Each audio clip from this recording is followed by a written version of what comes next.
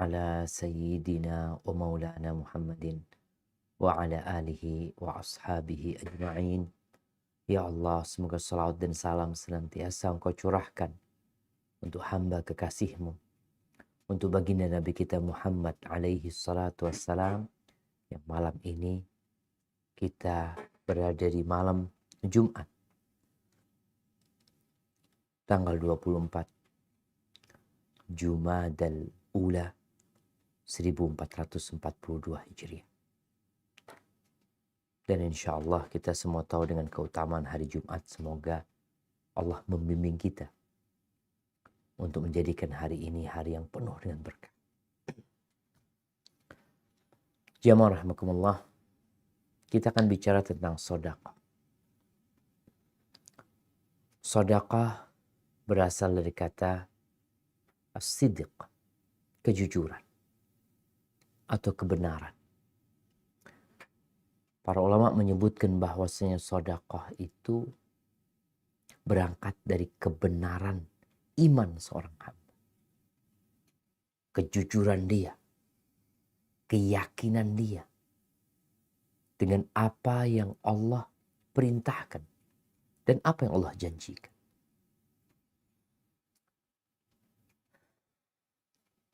Adapun secara istilah, maka sedekah itu adalah sesuatu yang diberikan dalam rangka mendekatkan diri kepada Allah Azza wa Jal tanpa ada paksaan.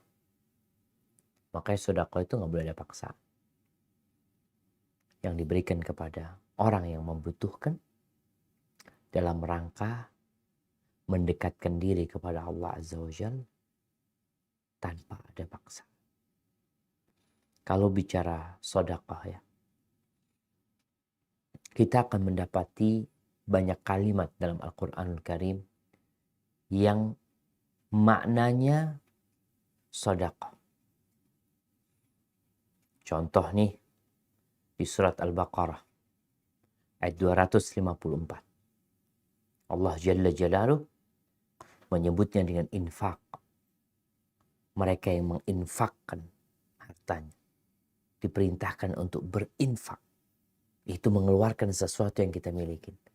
Tinggal sekarang kemana kita menginfakkan ini. Bisa jadi orang menginfakkan untuk membeli sesuatu keperluan dia. Tapi bisa jadi dia menginfakkan untuk membantu orang-orang yang memerlukan uluran tangan dia. Nah, coba dibaca surat Al-Baqarah ayat 254. Silakan Umay, Al-Baqarah 254.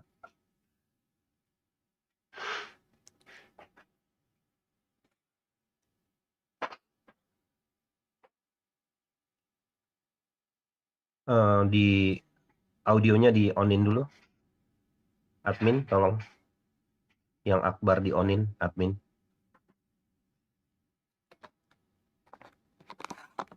Assalamualaikum. Waalaikumsalam. Nah, tafadhal. Maaf, namanya Akbar. Udah, tinggal di unmute aja itu. siapa ya? Umay. Akbar. Ya, oke. Tadi udah tuh, May.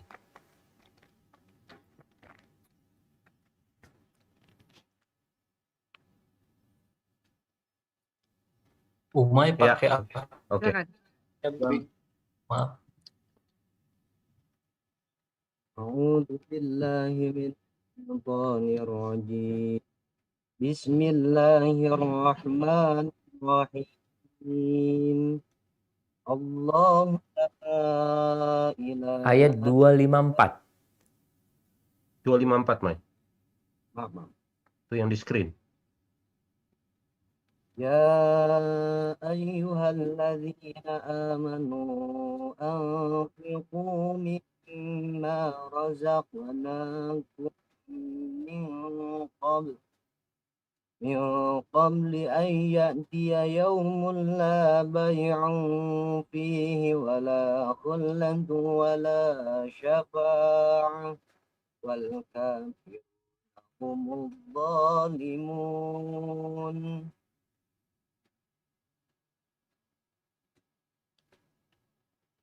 Artinya, Wahai orang-orang yang beriman, infakkanlah sebagian dari rizki yang telah kami berikan kepadamu sebelum datang hari ketika maaf, balikin lagi itu tulisannya.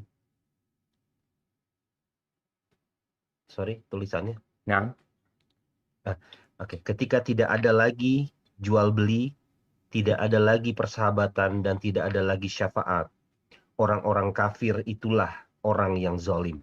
subhanallah. Allah memanggil dalam ayat ini orang-orang yang beriman. Udah beriman. Alhamdulillah. Ketika dipanggil sama Allah Azza wa Jalla, hendaklah kita mengatakan sami'na wa ata'na. Apa yang Allah inginkan dari kita? Allah mengatakan, infakkanlah dari sebagian yang kami rizkikan. Ini menunjukkan bahwasanya yang disodakohkan, yang diinfakkan itu rizki dari Allah. Sehingga dalam Al-Quran disebutkan malullah, dari harta Allah. Allah yang kasih, Allah yang punya. Sebelum datang satu hari yang uangmu nggak akan berguna, engkau nggak bisa untuk jual beli dengan uang. Karena kau tinggalkan semua. Akan datang hari itu.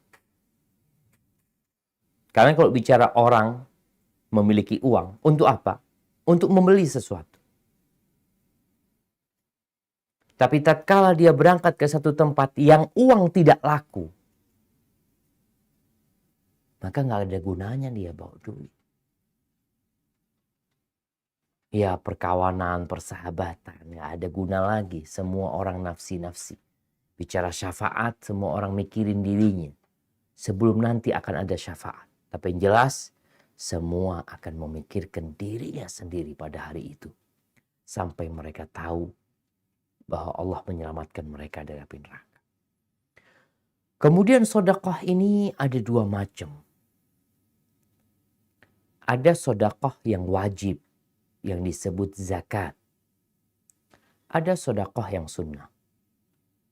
Insya Allah kita semua tahu tuh. Karena setiap tahun selalu kita dengar penarikan zakat. Dan Allah menyebutnya sedekah. Mungkin kita bisa lihat di surat At-Taubah ayat 60. Bagaimana Allah menamakan zakat wajib ini sedekah juga. Nah, silakan. Silakan, Mai. Bismillahirrahmanirrahim. إنما الصدقات للفقراء والمساكين والعاملين عليها والمؤلفة قلوبهم وفي الرقاب والغارمين وفي سبيل الله وابن السبيل فريضة من الله والله عليم حكيم. Sesungguhnya zakat itu hanyalah untuk orang-orang fakir, orang-orang miskin. Sorry, maaf, tolong di itu. Turun.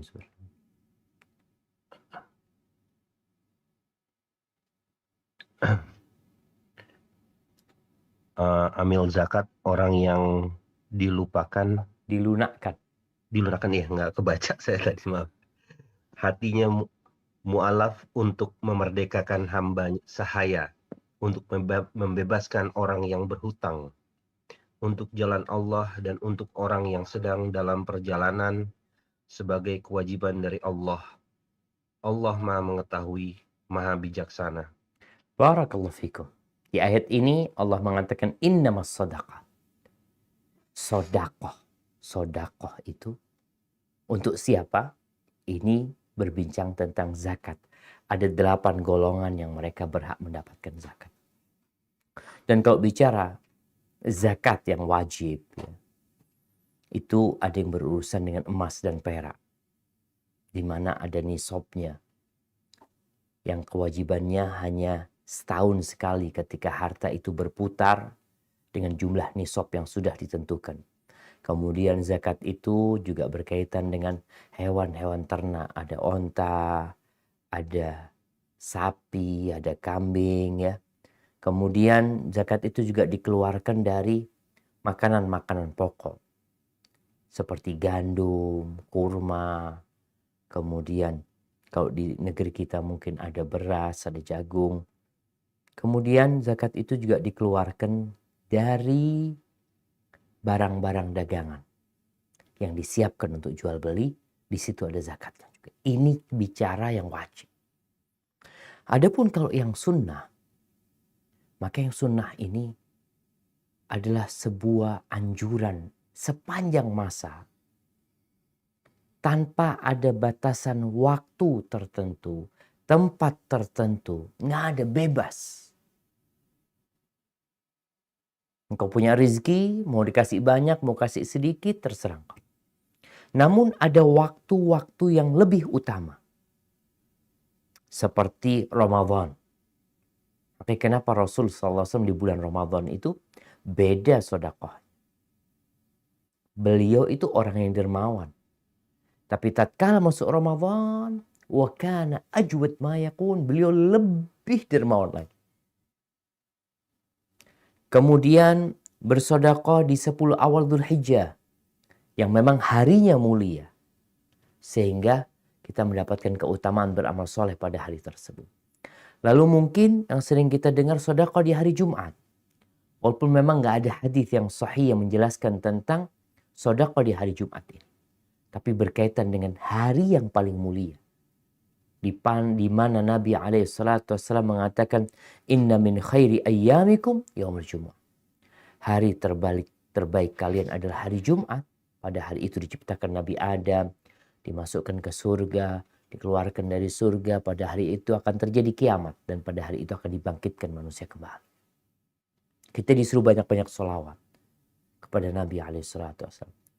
Maka di sini banyak para ulama yang mengkiaskan hari Jumat. Kalau dalam setahun itu Ramadan, kalau setiap pekan itu hari Jumat. Hari yang mulia untuk bersedekah. Karena kita mau bermunajat kepada Allah. Mau berangkat sholat Jumat. Ini bicara waktu. Ahibati fillah. Apa ada ketentuan sedekah? Ada beberapa ketentuan yang harus diperhatikan. Yang pertama, jangan berlebih-lebihan. Jangan pelit dan jangan berlebih-lebihan. Karena ada orang yang sedekah sampai habis hartanya. Ada orang yang gak mau sedekah. Dikit sekali sedekah. Allah berfirman di surat Al-Isra ayat 29.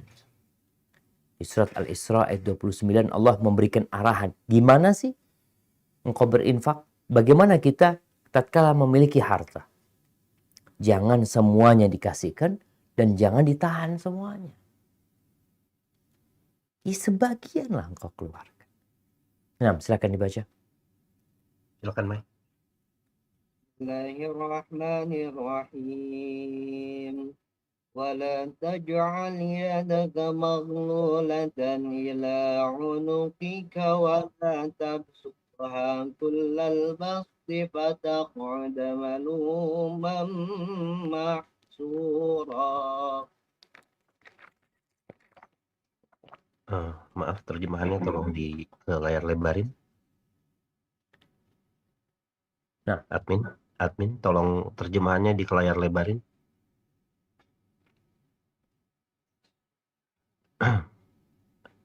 Dan janganlah engkau jadikan tanganmu terbelenggu pada lehermu. Dan jangan pula engkau terlalu mengulurkannya sangat mengurah. Nanti kamu menjadi tercela dan menyesal. Barakallahu fikum. Ada dua larangan di sini. Larangan menjadikan tangan kita di leher kita terbelenggu, mau mengeluarkan uang. Dan ada yang melepas tangannya. Islam ini agama yang datang menyetabilkan kondisi manusia. Makanya kalau bicara Islam yang baik, Islam yang mana? Ya Islam yang biasa-biasa aja. Nggak usah berlebih-lebihan. Dan jangan dikurangin juga. Dalam bab sedekah, Allah menyebutkan agar kita tidak melepaskan semuanya. Terlalu pemurah. Kenapa engkau nanti menyesal? Tapi kalau engkau menjadikan tanganmu ke lehermu, terbelenggu di lehermu, engkau akan tercela. Makanya Allah ketika menyebutkan hamba-hambanya yang soleh, apa kata Allah? Walladzina idza anfaqu lam yusrifu wa lam yaqturu wa kana baina dzalika qawama. Mereka adalah orang-orang yang apabila mereka berinfak, mereka tidak berlebih-lebihan. Dan mereka juga tidak pelit. Di antara itu, di tengah-tengah. Jadi kalau bicara sedekah, jangan berlebih-lebihan dan jangan pelit. Kemudian sedekah itu boleh terang-terangan, tapi lebih baik disembunyikan. Boleh terang-terangan, tapi lebih baik disembunyikan. Artinya Allah Azza wa Jalla tidak mencela orang yang sedekah terang-terangan. Yang penting innamal a'malu binniyat. Nih di surat Al-Baqarah ayat 271 Allah benar-benar menyebutkan nggak apa-apa kalian sedekah terang-terangan. Coba kita lihat. Kadang-kala kita ngelihat kawan kita sedekah terang-terangan, kita suudzon sama dia. Oh ria, oh pamer, jangan. Urusan dia sama Allah. Urusanmu dengan dirimu sendiri. Karena terkadang kita nggak setuju sama orang yang sedekah terang-terangan. Padahal Allah tidak mencela. Nah, silakan dibaca.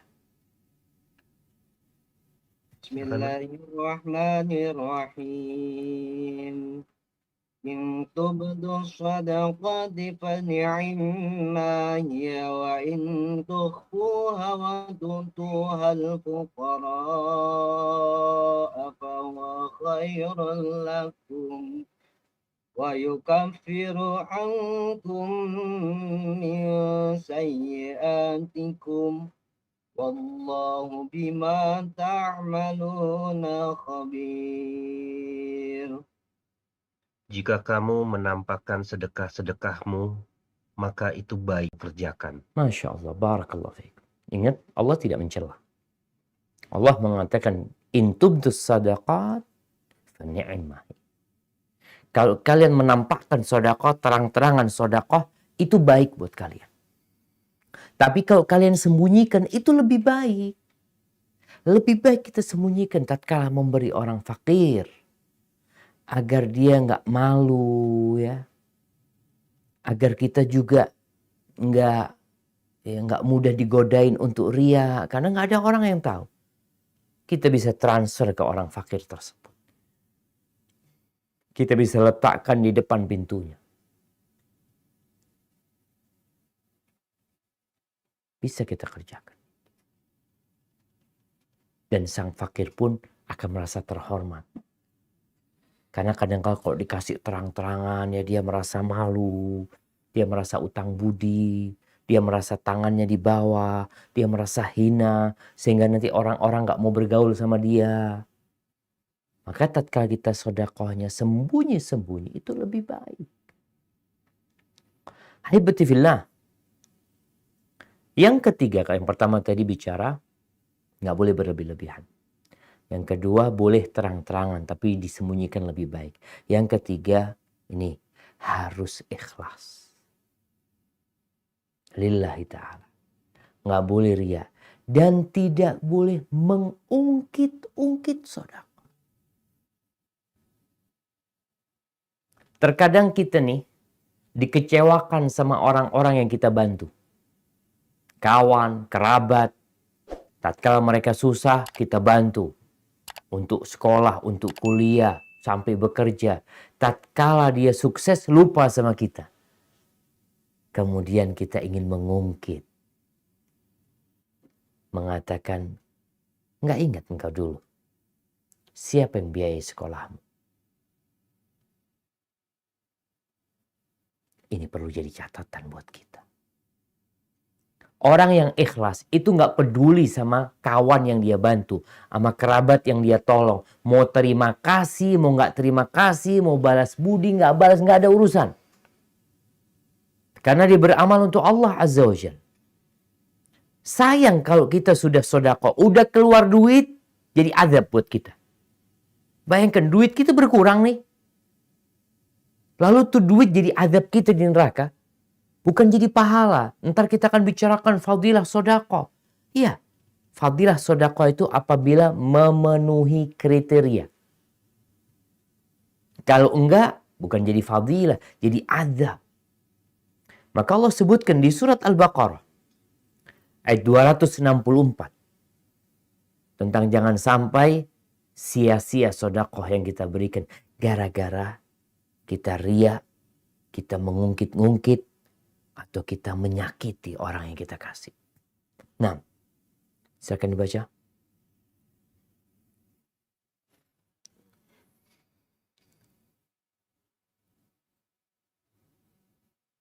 Al-Baqarah 264. Bismillahirrahmanirrahim.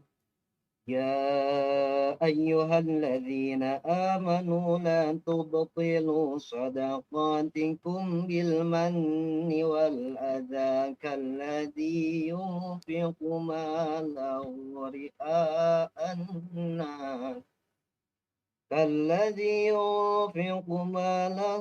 رئاء الناس ولا يؤمن بالله واليوم الآخر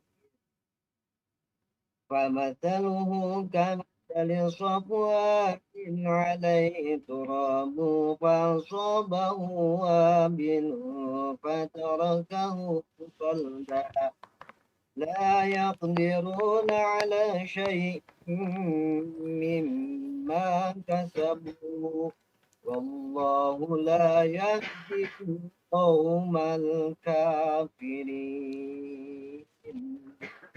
Wahai orang-orang yang beriman, janganlah kamu merusak sedekahmu dengan menyebut-nyebutnya dan menyakiti perasaan penerima, seperti orang yang menginfakkan hartanya karena riya, pamer kepada manusia, dan tidak beriman kepada Allah dan hari akhir. Perumpamaannya orang itu seperti batu licin yang di atasnya ada debu, kemudian batu itu ditimpa hujan lebat, maka tinggallah batu itu licin lagi. Mereka tidak memperoleh sesuatu apapun dari apa yang mereka kerjakan. Dan Allah tidak memberikan petunjuk kepada orang-orang kafir. Barakallahu fiik. Ada batu yang licin, kemudian di atasnya ada debu, ada tanah. Orang berpikir bisa ditanami, bisa tumbuh sesuatu yang bermanfaat. Dan dia tanam di sana. Tahu-tahu datang hujan lebat yang menghilangkan semua tanah, semua debu yang di atas. Engkau berharap pahala, nggak ada pahala. Maka di sini Allah mengatakan la tubtilu, jangan dibatalkan, jangan dirusak shadaqatikum, sedekah kalian. Jangan dirusak. Dijaga tuh sedekah. Tujuan seorang ketika bersedekah, tujuan utama dia tatkala bersedekah, kita tanya, apa tujuan sedekah? Melaksanakan perintah Allah. Allah yang nyuruh aku sedekah. Maka Nabi SAW mengatakan was-sadaqatu burhan. Sedekah itu bukti keimanan seseorang. Itu tujuan pertama kita. Kita diperintahkan sami'na wa ata'na. Sebagaimana kita lihat yang namanya anak buah, itu disuruh, ya udah, dia dengerin. Ada banyak perintah Allah, salah satunya sedekah. Dan di balik sedekah itu ternyata Allah menyediakan banyak manfaat. Buat yang menerima dan buat yang memberi. Kalau buat yang menerima, sedekah itu menumbuhkan cinta. Kita tuh kalau dikasih sama orang, kita jadi cinta sama tuh orang. Bukankah umat Islam adalah umat yang saling mencintai? Umat yang satu jasa. Umat yang saling mendukung. Sedekah ini menumbuhkan cinta. Dan sedekah ini membersihkan hati orang yang nerima. Kadangkala ada perasaan hasud, ada kebencian, ada iri, ada kedengkian kepada orang-orang kaya. Tapi tatkala orang-orang kaya itu mengeluarkan sebagian hartanya kepada kita, jadi hilang tuh penyakit di hati, berganti cinta dan kasih sayang. Maka insya Allah tuh orang kaya akan dijaga sama orang-orang miskin. Akan didoakan sama orang-orang miskin. Sampai ada cerita di sebuah kampung, ada satu orang kaya yang Masya Allah. Satu kampung cinta sama dia. Nggak ada yang berani mencuri di tempat dia.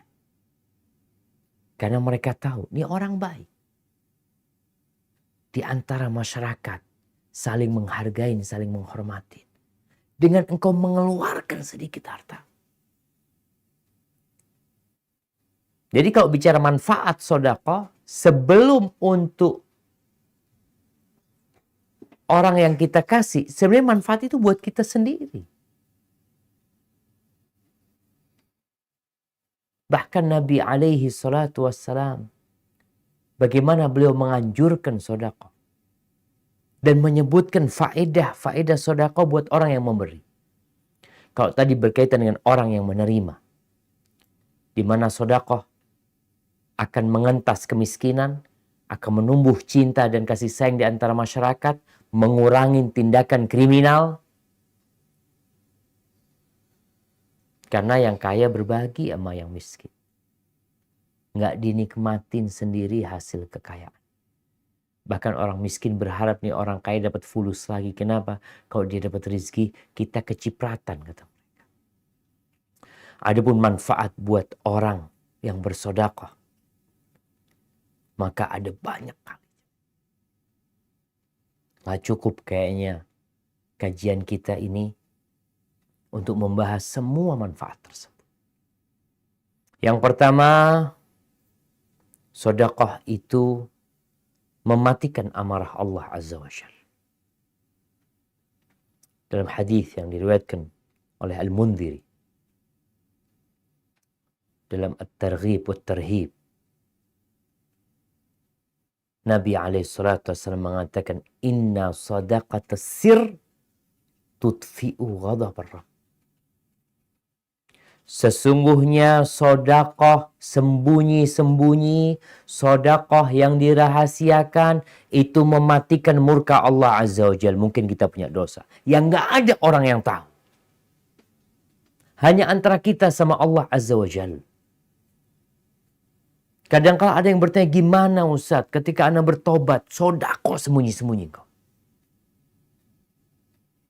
Kita ini kadang-kala kalau berbuat dosa sembunyi-sembunyi, berbuat ketaatan ingin dilihat orang.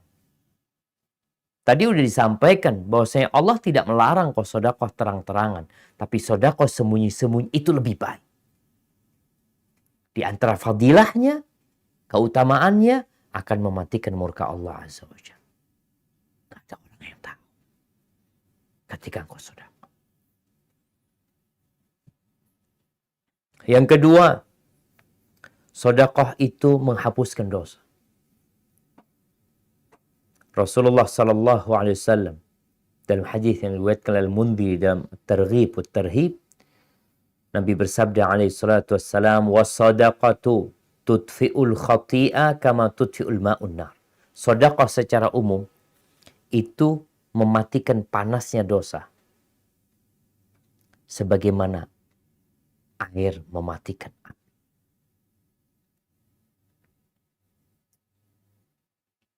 Jamaah, ya kita nggak pernah terlepas dari dosa. Maka sebagaimana engkau nggak pernah terlepas dari dosa, jangan terlepas dari sedekah. Ketika punya rezeki, sedekah. Yang ketiga, sedekah itu menyelamatkan dari api neraka. Menyelamatkan dari api neraka. Oh iya Ustaz, yang sedekahnya banyak lah, tapi ana yang sedikit-sedikit.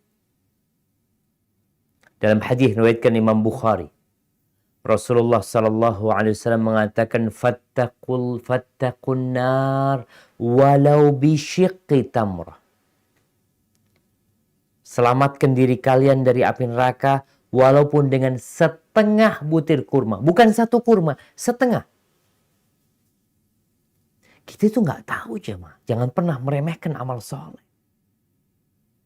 Bisa jadi sedekah kita yang banyak nggak diterima, yang sedikit malah diterima. Ketika kita benar-benar ikhlas lillahi ta'ala. Karena biasanya kalau sedekah sedikit kita nggak kepingin ada orang tahu jemaah. Artinya perasaan di diri kita itu malu kita kalau ketahuan. Mamanya kita lagi mau sedekah 2.000 ya. Itu hati itu ya, dilipat sama dia ya. Tapi kalau 100.000 dia masuk. Ingat, ketentuan sedekah kita sudah bahas. Walaupun sedikit, asalkan ikhlas lillahi ta'ala. Tidak ada unsur menyakitin orang lain yang kita kasih. Engkau akan diselamatkan dari api neraka.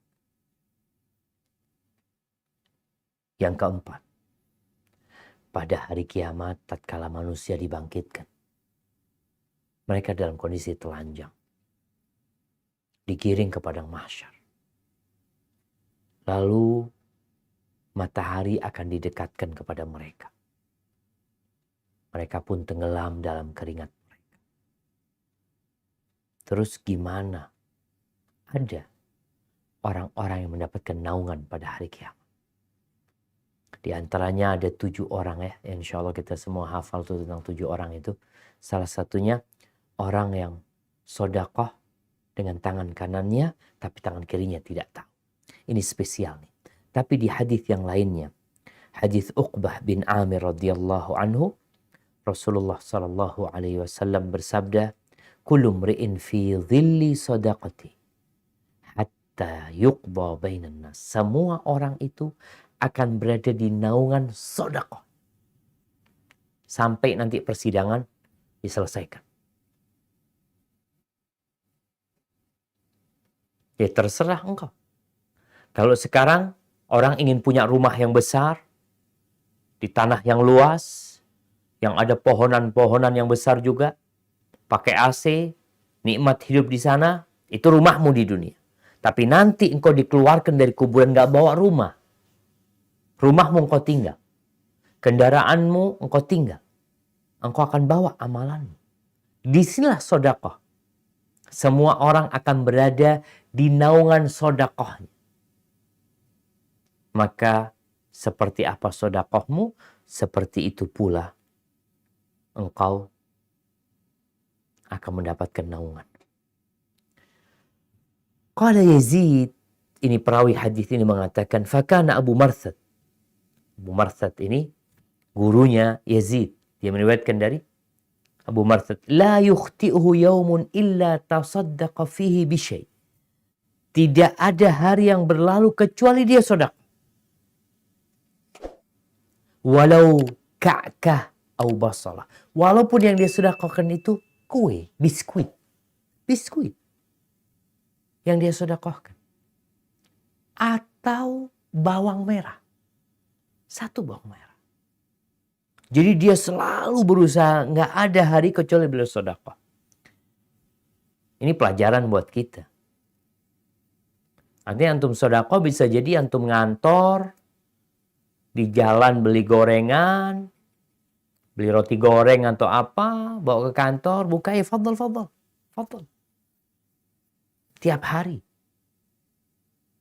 Ana masih ingat ada seorang kawan yang beberapa kali Ana bersama dia. Setiap kita makan di restoran, subhanallah, dia itu pesan makanan. Kita makan, dia pesen 2 bungkus, kata dia. Minta ini. Kalau di restoran, itu nasi dia berikan kepada tukang parkir. Dikasih. Ya, dia udah makan enak. Dia berharap orang lain juga makan enak. Semua orang akan berada di naungan sedekah. Kemudian yang kelima, sedekah itu obat, penyembuh untuk penyakit fisik. Iya. Kalau hati jelas, ketika Allah mengatakan khudh min amwalihim shadaqatan tutahhiruhum wa tuzakkihim biha. Sedekah itu membersihkan hati, menyucikan jiwa manusia. Dan ternyata juga menyembuhkan. Rasulullah sallallahu alaihi wasallam mengatakan dawu mardakum bis sedekah. Obati orang yang sakit di antara kalian dengan sedekah. Obati.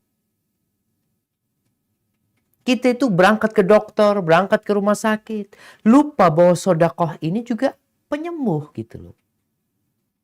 Penting tadi kita ikhlas. Jangan kita sedekah hanya berharap kesembuhan. Ini menjadi catatan. Jangan bersedekah hanya berharap kesembuhan. Jangan bersedekah hanya berharap dilipat gandakan di dunia. Karena dunia ini nggak ada artinya. Engkau sedekah berharap keridhaan Allah dan mendapatkan balasan di akhirat. Urusan balasan dunia ikut. Ibn Syaqiq meriwayatkan dari Abdullah bin Mubarak rahimahullahu ta'ala. Abdullah bin Mubarak salah satu ulama ahlu sunnah wal jamaah yang kaya raya. Kaya raya dia. Sedekahnya jangan ditanya. Dia pernah dari Irak sana. Iya. Dia pernah memberangkatkan jemaah haji ya. Kalau sekarang ada travel ya.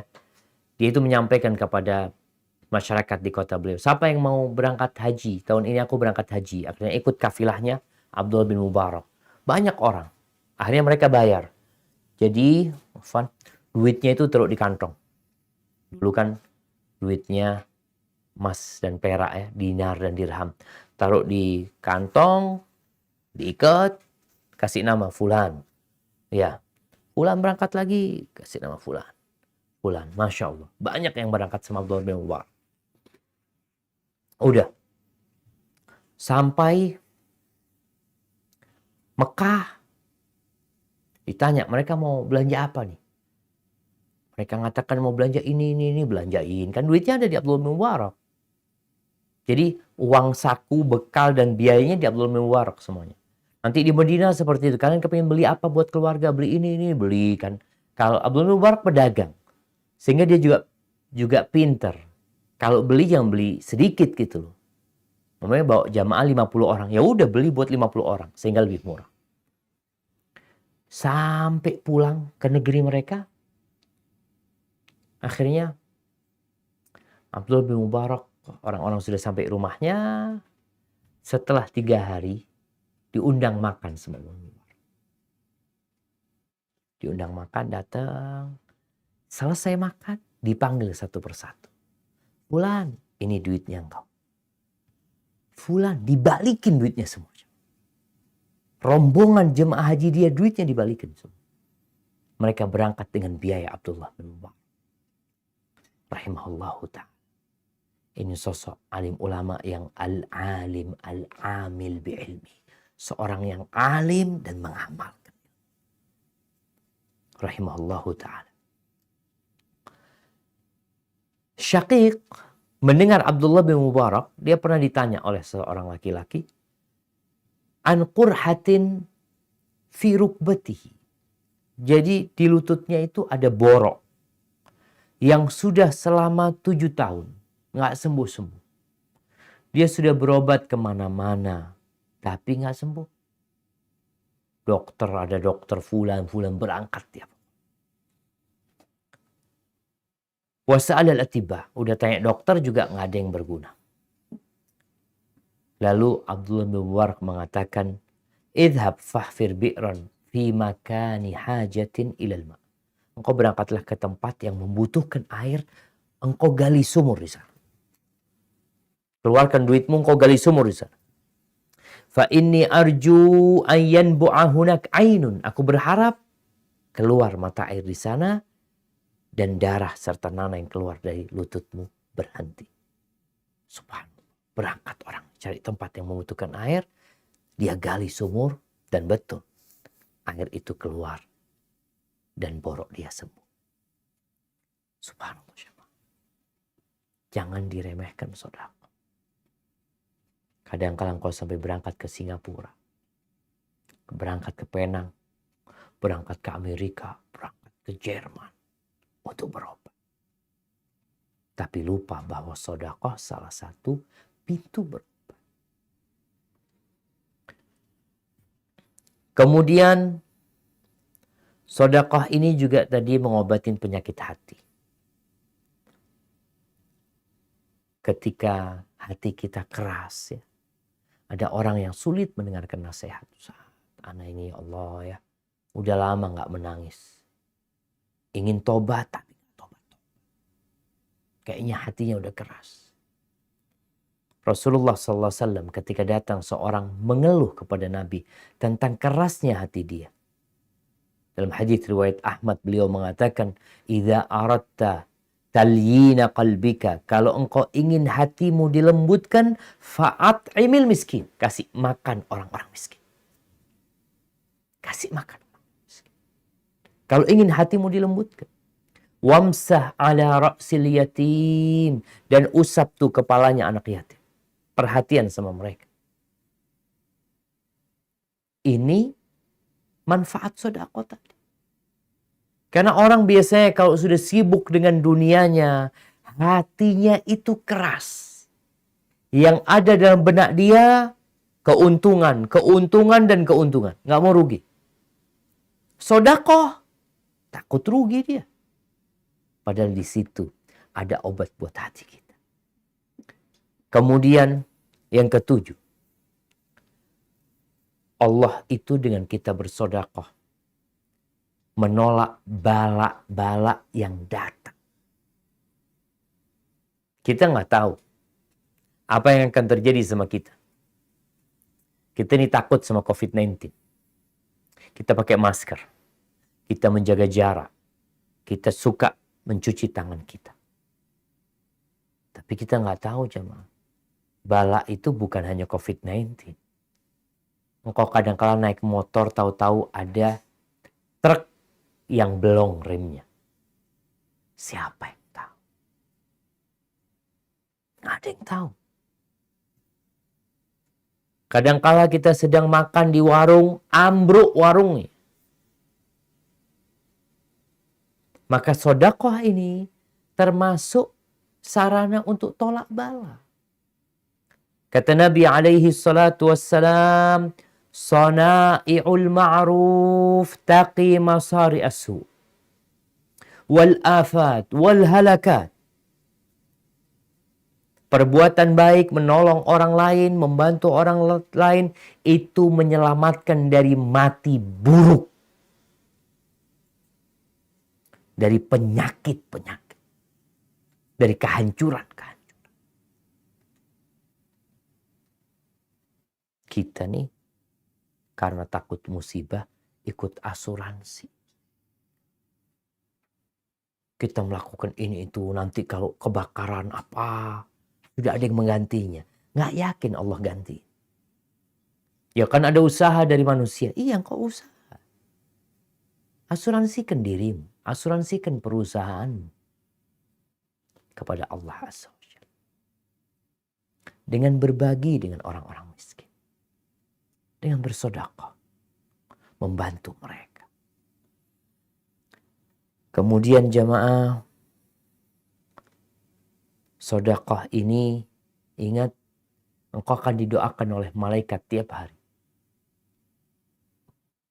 Orang yang rajin sedekah, kata Nabi SAW dalam hadis riwayat Bukhari dan Muslim, "Ma min yaumin yusbihul ibadu fihi illa malakani yanzilan."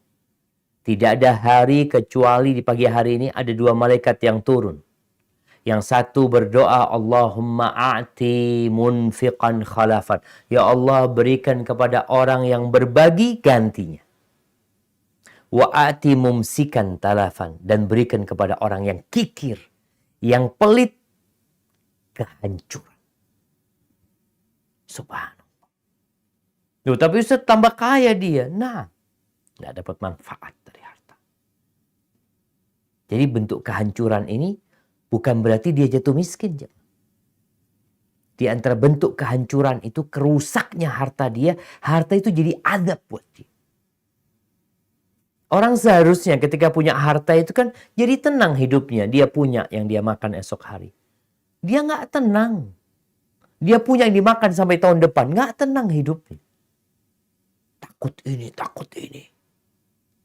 Coba engkau sedekah. Malaikat doakan. Kasih ganti ya Mama. Kemudian jamaah, orang yang bersedekah itu Allah berkahi hartanya. Hartanya jadi berkah. Walaupun secara nilainya berkurang. Dari 1 juta dia sedekah 100.000 jadi 900.000. Tapi Nabi SAW dalam hadis riwayat Imam Muslim, beliau bersumpah bahwasanya manaqasat sadaqatun min mal. Sedekah itu tidak akan mengurangi harta, nggak bakal ngurangin harta.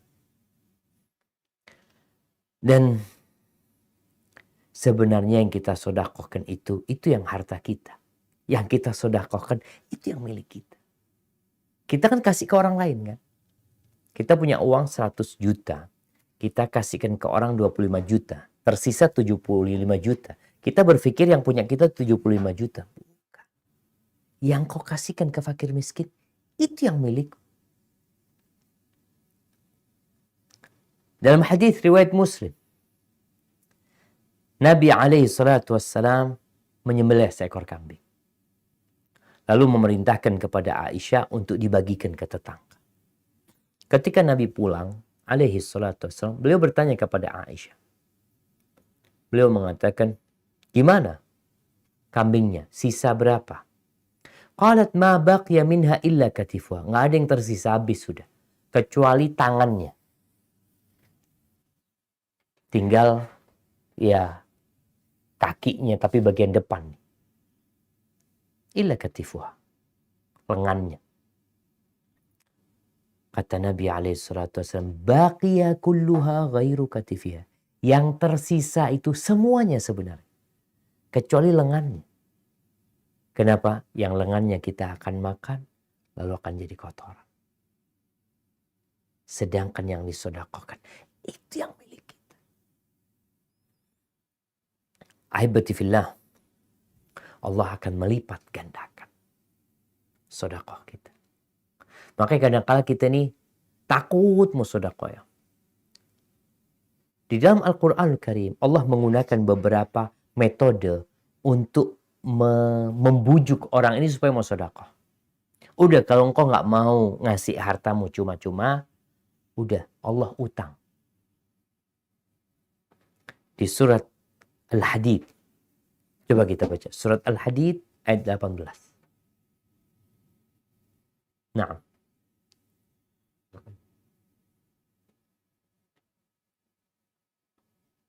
Silakan, Mas.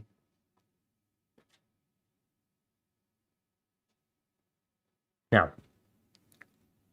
Surat Al-Hadid ayat 18. Bismillahirrahmanirrahim. Innal musaddiqina wal musaddiqati wa aqradullaha qardan hasana. وأقرضوا الله قرضا حسنا يضاعف لهم ولهم أجر كريم. Sesungguhnya orang-orang yang bersedekah, baik laki-laki maupun perempuan, dan meminjamkan kepada Allah dengan pinjaman yang baik, akan dilipat gandakan balasannya bagi mereka. Dan mereka akan mendapat pahala yang mulia. Barakallahu fikum. Ini sedekah laki perempuan. Allah sebutkan minjemin Allah, pinjemin Allah. Karena kalau minjemin itu ada keyakinan balik tuh duit. Apalagi yang minjem duit kita nih, orangnya jujur. Ada kawan nih, kawan baik kita. Dia perlu uang. Dia ngomong, Ustaz, ana mau pinjam fulus, Ustaz.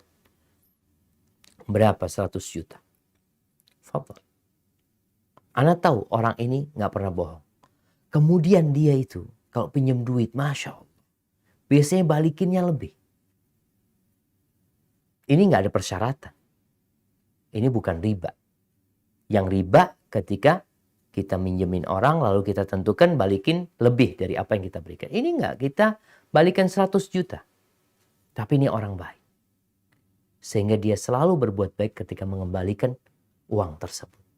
Kita akan merasa aman. Gimana kalau Allah Azza wa Jalla menawarkan kepada kita, engkau pinjemin Allah 1 juta, kata Allah, Allah akan lipat gandakan menjadi 700 kali lipat. Gimana? 1 juta jadi 700 juta. Ya pinjemin. Tapi tidak semua percaya. Kayak sodakoh ini berasal dari kata asidku tadi. Kebenaran, keyakinan kita. Kejujuran kita dalam keimanan. Karena kita percaya bahwasanya semua yang Allah janjikan tentang sodakoh itu bakal menjadi kenyataan. Haibati fillah. Kalau nggak punya fulus, Ustaz, gimana?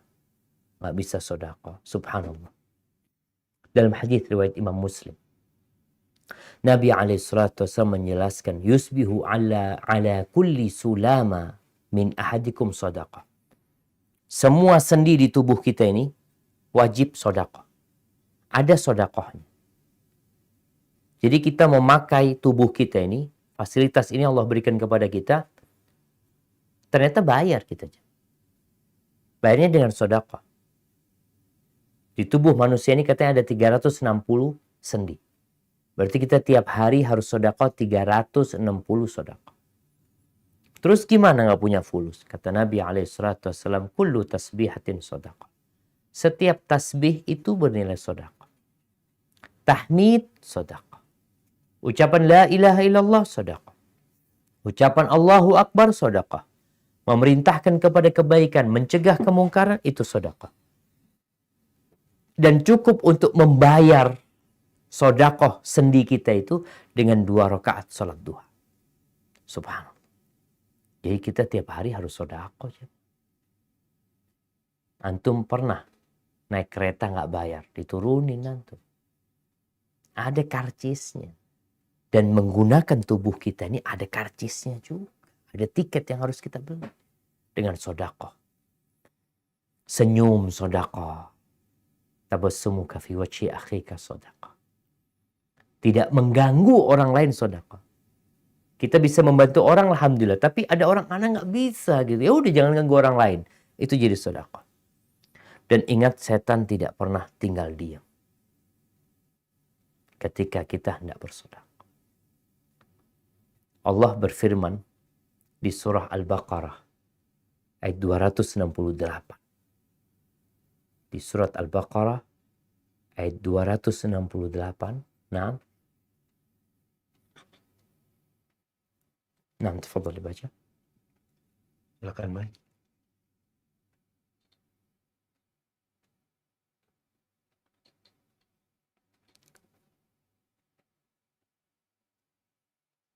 Bismillahirrahmanirrahim.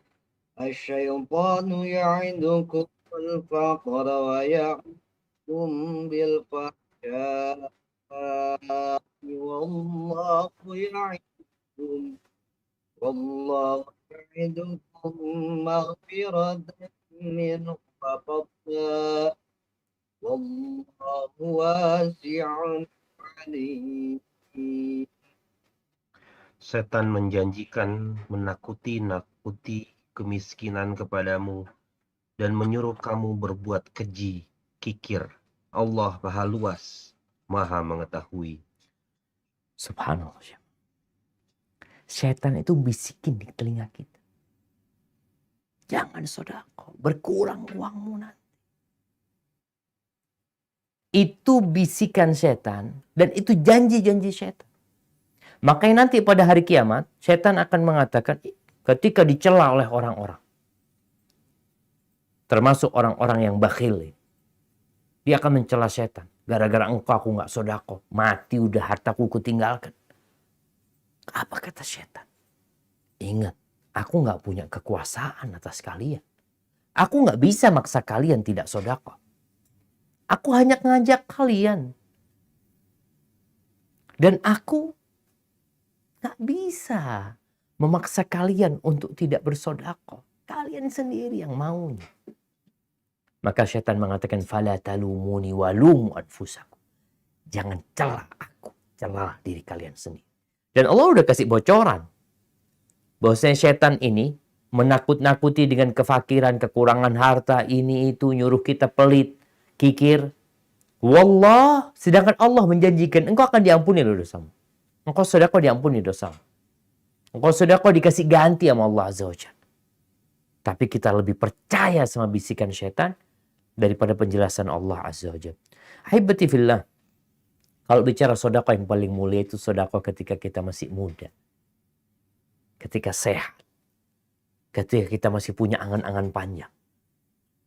Tapi kalau antum sudah tua, udah sakit-sakitan, ya sedekah ini ya dapat pahala.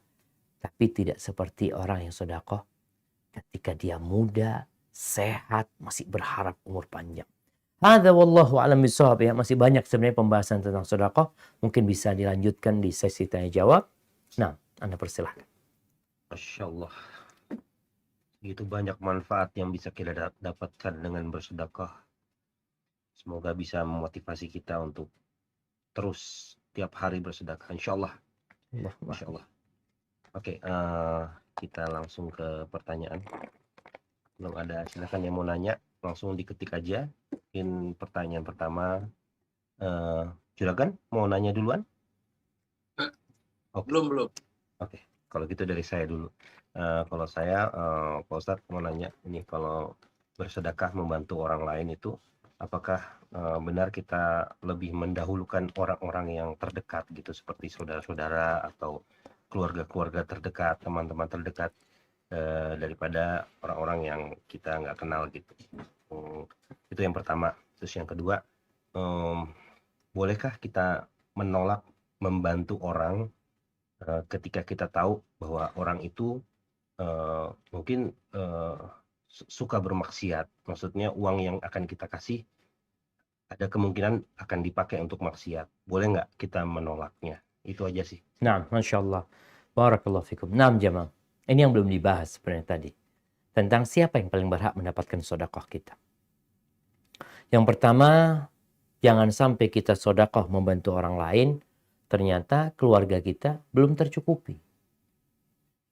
Jadi kalau bicara kita punya uang, ingat engkau punya kewajiban. Jadi kalau bicara yang wajib dengan yang sunnah, tentunya yang wajib lebih utama. Rasulullah SAW, beliau pernah menyampaikan tentang orang ini yang punya uang 4 dinar. Nabi mengatakan kepada dia, 1 dinar yang kau berikan kepada orang miskin. 1 dinar yang kau berikan kepada budak, untuk membebaskan budak. 1 dinar yang engkau infakkan untuk jihad fisabilillah. Dan 1 dinar yang kau berikan kepada keluargamu, yang paling banyak pahalanya yang engkau berikan kepada keluarga. Karena ada orang yang berpikir membantu orang lain, keluarga sendiri terlantar. Setelah keluarga yang dalam rumah kita, siapa? Maka kerabat kita. Kenapa Nabi SAW menyebutkan sedekah kepada orang miskin, ya sedekah aja pahalanya. Tapi sedekah kepada kerabat kita yang membutuhkan, kita dapat pahala 2. Pahala sedekah itu sendiri, yang kedua pahala silaturahim. Jadi silaturahim itu bukan berkunjung ya, tapi berbuat baik kepada kerabat kita. Maka kalau ditanya siapa yang paling berhak, yang pertama orang-orang yang menjadi tanggung jawab kita, orang tua kita, keluarga kita, anak-anak kita. Setelah itu baru keponakan kita, paman kita, kakak beradik kita bantuin mereka. Sebelum kita berikan kepada orang lain. Jadi seperti itu. ketika ada sahabat Nabi yang bernama Abu Talha. Dia mendengar Allah berfirman, "Lan tanalul birra hatta tunfiqu mimma tuhibbu." Kalian tidak akan mencapai tingkat kebajikan sampai kalian menginfakkan dari apa yang kalian cintai. Ini sahabat datang menjumpai Nabi SAW. Lalu beliau mengatakan, sesungguhnya harta yang paling aku cintai adalah biruha. Ada satu kebun kurma isinya ratusan pohon kurma. Ada mata airnya di sana. Maka sahabat ini mengatakan, ya Rasulullah, aku minta engkau lah yang membagikan sedekahnya. Terserah engkau mau ditaruh di mana. Apa kata Nabi SAW? Ara an taj'alaha fil aqrabin. Aku berpendapat engkau bagikan kepada kerabat. Jadi bukan buat masjid, bukan buat sekolahan, tapi buat kerabat. Maka tolong yang punya kelebihan harta, engkau lihat. Kita ini perlu mencatat kadang-kala siapa kerabat kita yang membutuhkan. Ketika engkau nggak tahu dengan kondisi mereka, sebagai yang pernah Ana sampaikan, usahakan kita punya grup keluarga yang satu kakek sama kita. Ketika engkau punya kelebihan harta, engkau mau sedekahkan, coba engkau tanya, kira-kira siapa ya yang lagi butuh bantuan, mungkin bisa japri. Nggak di grup, tapi japri. Kadang-kala saudara kita jauh di kampung sana, kita nggak tahu kondisi dia. Mungkin kita lihat baik-baik aja, padahal dia sedang punya masalah. Ini pertanyaan yang pertama. Pertanyaan yang kedua, apa yang harus kita lakukan? Ketika orang yang akan kita kasih ini, ada orang yang minta bantuan kepada kita, kita tahu akan digunakan untuk kemaksiatan. Maka jangan dikasih. Disinilah pentingnya mengetahui kondisi orang yang kita bantu. Ketika membantu orang soleh, yang kita tahu uang itu akan digunakan dalam ketaatan, maka itu lebih utama. Daripada membantu orang yang kita nggak tahu kayaknya dipakai apa. Mungkin dibuat beli rokok, mungkin dibuat minum, mungkin dibuat ini itu. Kemudian kalau kita punya kerabat yang suka maksiat, tapi dia juga butuh makan. Keluarganya butuh makan. Jangan kasih duit. Tapi berikan makanan pokok kepada dia. Kita bisa kirimkan makanan ke dia, makanan matang ya, yang udah masak, udah jadi. Atau kita kirim sembako ke dia. Sehingga ya mudah-mudahan ya nggak dia jual. Tapi ada orang yang kita kasih beras, dia jual untuk kemaksiatan dia. Na'udzubillah min dzalik. Tapi kita tetap harus berhati-hati ya ketika kita mengeluarkan harta kita. Hada wallahu a'lam bishawab. Masya Allah. Alhamdulillah. Terima kasih Pak Ustadz. Berikutnya pertanyaan. Assalamualaikum Pak Ustadz. Saya mau bertanya, apa yang dimaksud dengan sedekah subuh? Mungkin saya lanjut aja sekalian ke pertanyaan berikutnya. Sedekah pagi dan sedekah subuh itu baik. Maksudnya bagaimana Pak Ustadz? Kalau sedekah pagi kita kumpulkan di kotak di rumah setiap paginya, lalu secara rutin disalurkan ke fakir miskin atau yatim dan lain-lain, apa bisa juga disebut sedekah subuh? Barakallahu fikum. Wallahu a'lam bishawab ya. Mungkin yang berpendapat sedekah subuh itu dengan hadis yang tadi kita sampaikan, bahwasanya tidak ada hari kecuali di pagi hari itu ada dua malaikat yang doanya malaikat ini apa? Allahumma a'ti munfiqan khalaf. Ya Allah, berikan kepada orang yang berinfak ganti. Nggak harus subuh. Jadi bukan sedekahnya harus subuh. Berikan kepada orang yang pelit, kehancuran. Jadi orang ini ahli sedekah. Bisa jadi memang sedekahnya dia nggak hari itu. Tadi contohnya, dia kumpulkan uangnya. Karena ada orang yang sedekahnya itu dia kumpulin dulu. Seperti yang disebutkan tiap hari dia tabung ya. Nanti kalau sudah ngumpul mungkin tiap hari dia keluarkan 2.000 atau 5.000. Sebulan jadi 150.000 baru dia berikan kepada orang yang membutuhkan. Jadi bukan harus sedekah subuh. Tapi harus jadi orang yang rajin sedekah. Mungkin antum sedekahnya pas berangkat kerja. Tadi kita sampaikan bahwasanya bagaimana sebagian ulama Abu Marsad dia ya 1 butir kurma dia sedekahkan, atau mungkin dia punya kue Jadi antum bisa berangkat kerja, mau beli gorengan, beli biskuit, di tempat kerja dibuka, fadol yang mau makan, itu jadi sedekah antum. Jadi intinya, malaikat itu tiap subuh, tiap pagi mendoakan. Bisa jadi sedekahnya orang ini bukan di subuh, malam hari dia sedekah.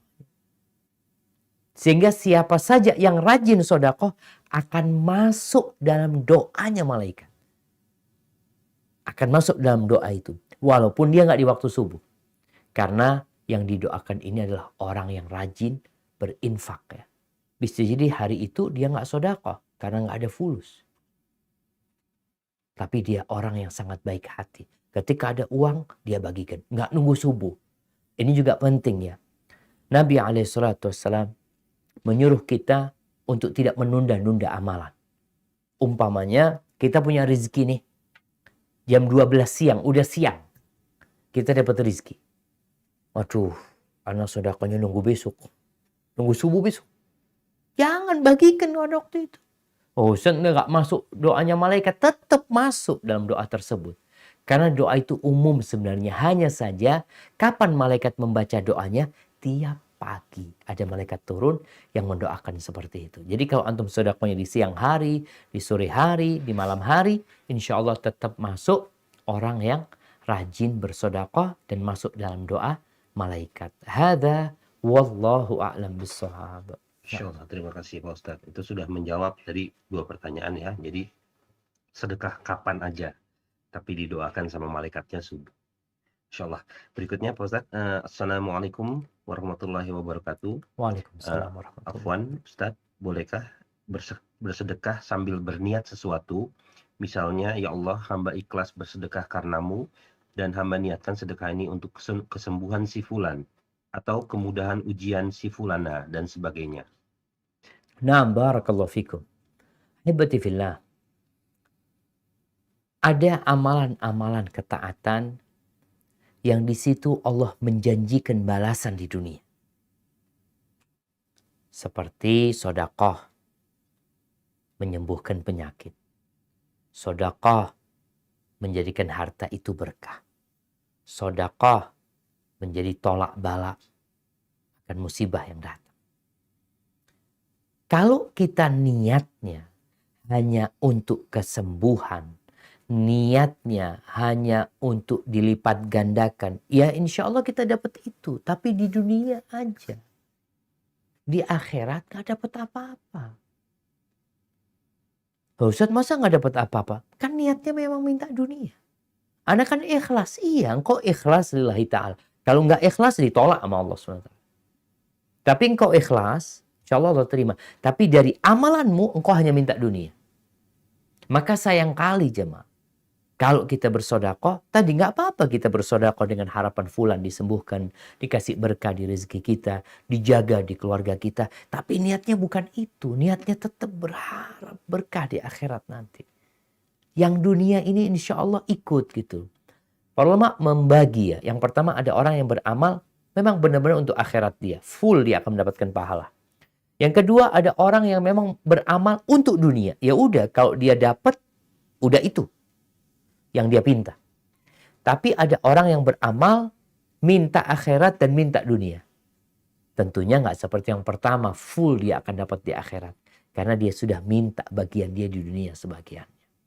Jadi sebenarnya ketika kita sedekah, dalam hati ya berharap ya kita insya Allah diselamatkan dari api neraka, diampuni dosa-dosa kita sama Allah, dan semoga hajat kita dikabulkan sama Allah. Nggak ada masalah sebenarnya. Cuma tetap harus niatnya lillahi ta'ala dan berharap akhirat kita. Jadi kalau tadi umpamanya disebutkan sedekah supaya fulan disembuhkan, supaya hajatnya fulan dimudahkan, supaya fulan lulus kuliah. Kalau cuma itu, ya cuma itu yang kita dapatkan. Akhirat nggak dapat apa. Soalnya kita nggak minta. Hadza wallahu a'lam bissawab. Terima kasih Pak Ustadz. Oke, berikutnya Bismillahirrahmanirrahim. Izin bertanya Pak Ustadz, saya pernah dengar seandainya mayit dihidupkan kembali walaupun semenit, maka yang utama dia ingin sekali itu bersedekah. Artinya pertanyaan saya, apakah orang yang sudah meninggal tidak bisa disedekahkan harta peninggalannya untuk diniatkan pahalanya untuk orang yang meninggal tersebut? Makasih Pak Ustadz. Masya Allah. Nah, barakallahu fikum jamaah. Ya, yang diinginkan oleh orang yang kerja, yang capek, mengumpulkan harta, atau mati belum sedekah. Apa yang dia inginkan? Dia ingin dimundurkan umurnya tadi semenit. Fa'asaddaqa wa akum minas salih. Aku ingin sedekah. Aku ingin jadi orang-orang soleh. Tapi dia nggak bisa bersedekah. Sedangkan Nabi menyebutkan sedekah yang paling mulia itu adalah tatkala engkau sehat. Engkau cinta sama itu harta. Engkau berharap hidupmu masih panjang. Engkau masih merajut mimpi untuk kehidupan dunia. Tapi engkau sedekah. Itu yang lebih utama. Tapi jangan sampai engkau sedekah ketika sudah sakit-sakitan mau mati baru sedekah. Nilai pahalanya jauh berbeda. Niat dan kondisi orang ini menentukan. Oleh karena itu, ada orang yang sedekah 1 dinar bisa mengalahkan orang yang sedekahnya 100 dinar. Sedekah 1 dinar mengalahkan yang sedekahnya 100 dinar. Kenapa? Yang 1 dinar ini kata Nabi SAW dia hanya memiliki 2 dinar. Dia keluarkan 1. Separuh hartanya dia. Yang sedekah 100 dinar, hartanya banyak, dia ambil secuil. 100 dinar itu sedikit buat dia. Jadi kondisi ini juga menentukan besarnya pahala nantinya. Terus bisa nggak sedekah buat orang yang mati? Bisa. Tapi pahalanya beda.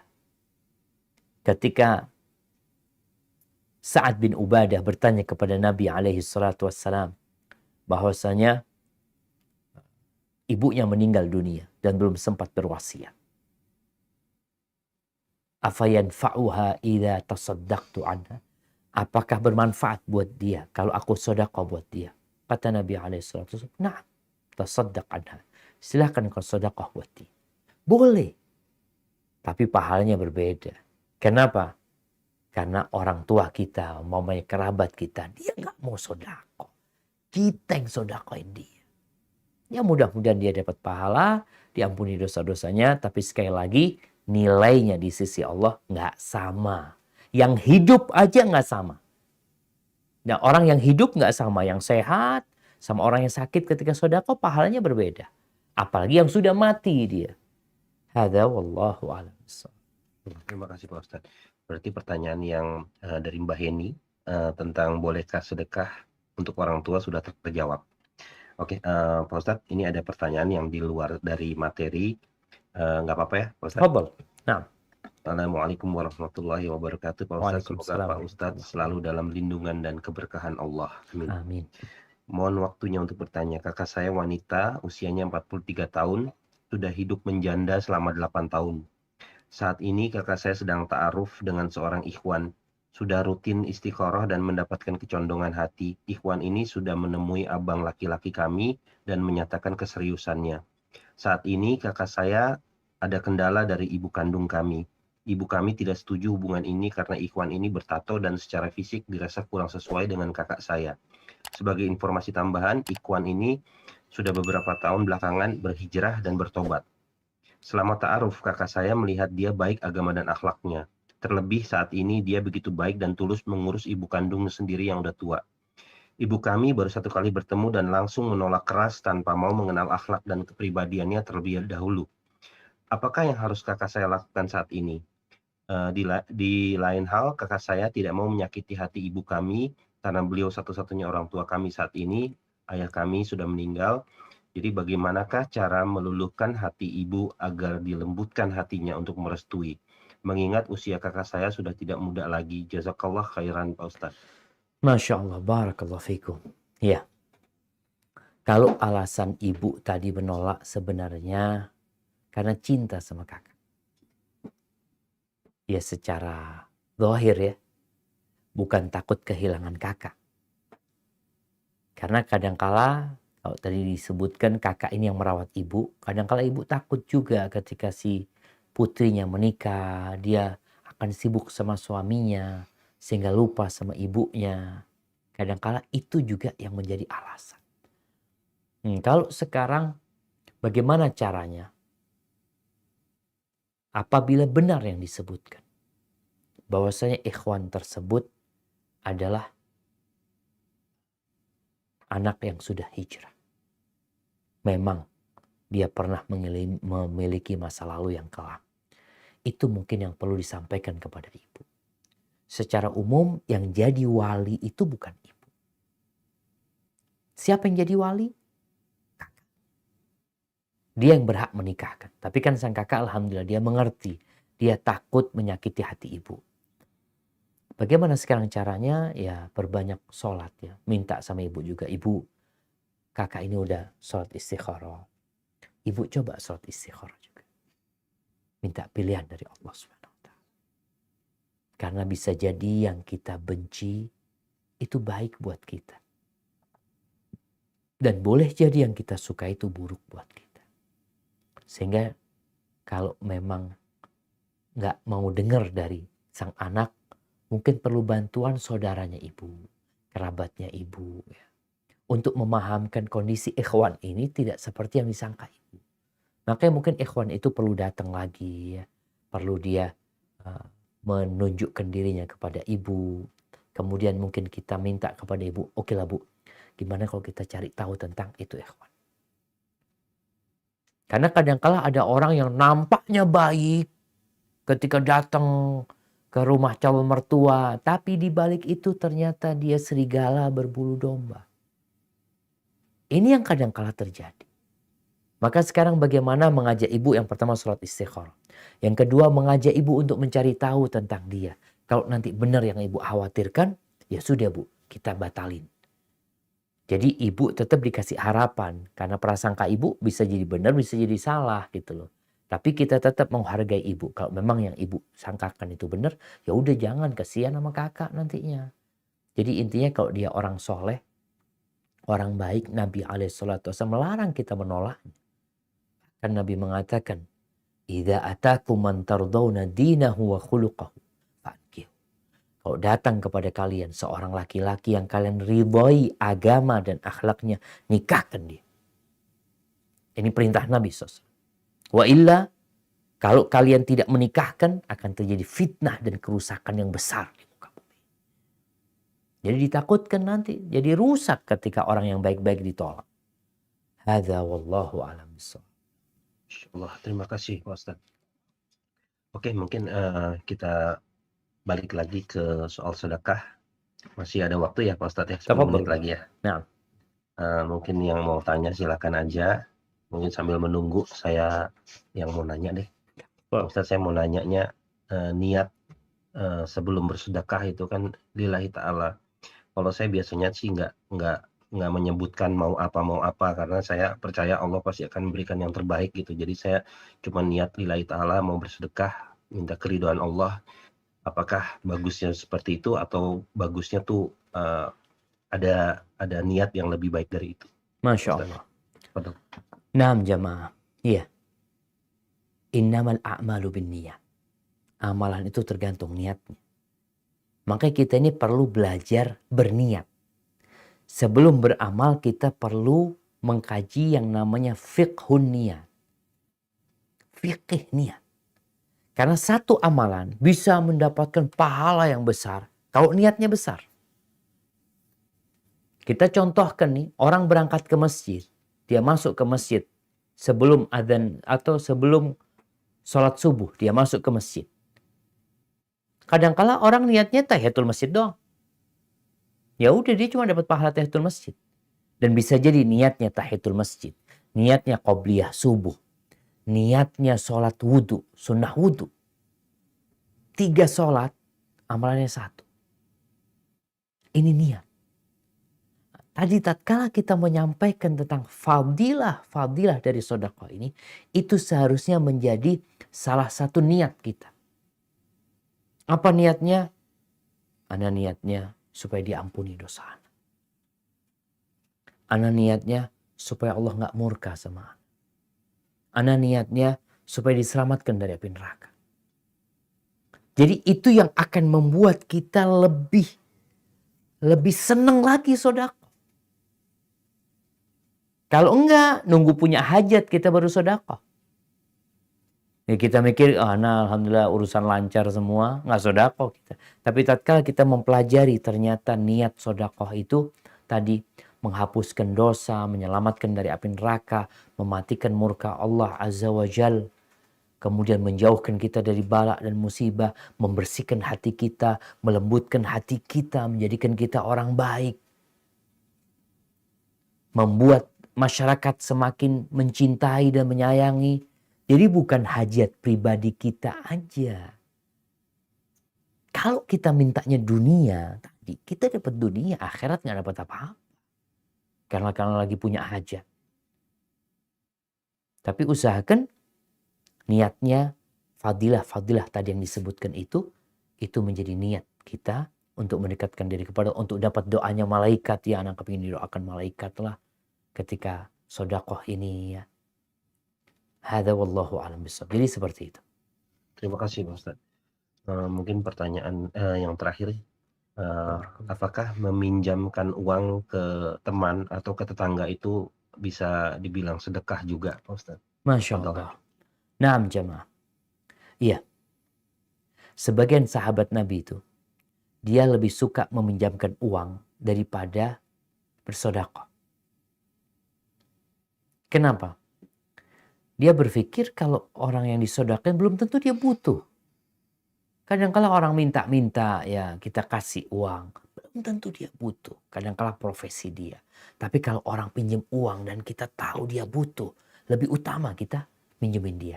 Apakah dapat pahala sedekah? Tetap dapat pahala sedekah. Kata Nabi SAW, man aqrada akhahu, barang siapa yang meminjamkan uang kepada saudaranya, kemudian dia kasih jangka waktu, maka dia akan dapat pahala setengah nilai uang tersebut sedekah. Dia pinjemin 1 juta. Mamanya hari ini bayar ntar hari Senin. Ya udah, selama Jumat, Sabtu, Ahad kita dapat pahala sedekah setengah nilai dari uang tersebut. 1 juta berarti kita seakan-akan sedekah tiap hari 500.000. Tapi kalau jatuh tempo, kemudian dia belum bisa bayar dan kita kasih tempo tambahan, kita seakan-akan full sedekah. 1 juta sedekah kita sama dia. Pahalanya terhitung pahala sedekah. Dan dalam riwayat disebutkan 2 kali lipat. Kalau 1 juta seakan-akan kita sedekah 2 juta. Maka di sini kenapa orang yang meminjamkan uang itu nggak boleh mengambil keuntungan? Karena asas minjemin uang itu kepada orang adalah membantu, bukan mencari keuntungan. Cari keuntungannya dari Allah SWT. Kalau engkau meminta tambahan, itu riba. Dan Allah mengatakan, yamhaqullahu riba wa yurbis sadaqat. Yamhaq, Allah menghancurkan riba dan mengembangkan sedekah. Salah satunya ketika engkau mengutangin orang tersebut dengan niatan membantu, Masya Allah, engkau akan dapat pahala sedekah tiap hari sampai orang itu bayar. Hadza wallahu a'lam bishawab. Itu mungkin yang bisa Anda sampaikan pada kesempatan kali ini. Kurang lebihnya mohon maaf. Yang benar dari Allah Jalla Jalaluh, yang salah dari diri Anda pribadi. Allah dan Rasul